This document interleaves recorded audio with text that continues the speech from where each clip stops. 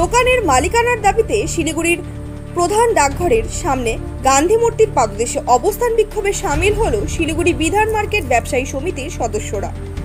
এর আগেও বহুবার তাদের এই দাবি নিয়ে বিক্ষোভে সামিল হয়েছিল সমিতির সদস্যরা, তবে এখনও তাদের সেই দাবি পূরণ না হওয়ায় শুক্রবার ফের একবার বিক্ষোভে সামিল হন ব্যবসায়ী সমিতির সদস্যরা।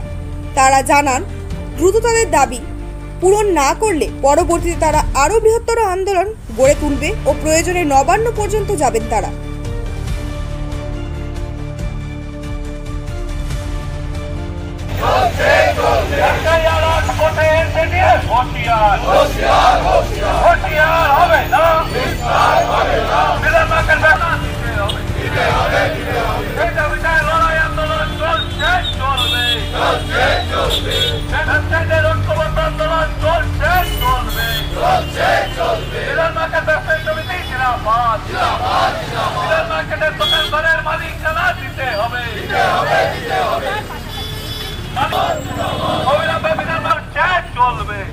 আমাদের তো বিধান মার্কেটে জানেন একটা আন্দোলন আমরা করছি আমাদের মালিকানা দাবি নিয়ে।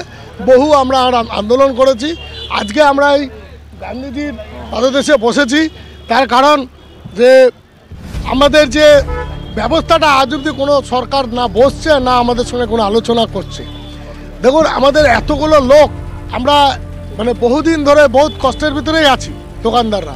কেননা দেখুন, কিছু দোকানদার আছে তাদের এই লকডাউনে পুঁজি ভেঙে খেয়ে নিয়েছে, তাদের কোনো সুরাহা তারা পাচ্ছে না, তাদের ব্যবসা করতে পারছে না। সবাই আমাদের খুব অসুবিধার ভিতরেই আছে বিধান মার্কেটে। এবার আমরা বহুবার আন্দোলন করেছি, তাতেও সরকারের কোনো কর্ণপাত আমাদের দেখছি। যদি সরকার না বসে তাহলে এর থেকে আমাদের বড় বড় আন্দোলন আরও আছে। আমরা আবার আমাদের কমিটি এক্সিকিউটিভ বডি বসে আমরা মিটিং করব। আমাদের তো প্রয়োজন যদি হয় আমরা নবান্ন অবধি যেতেও রাজি।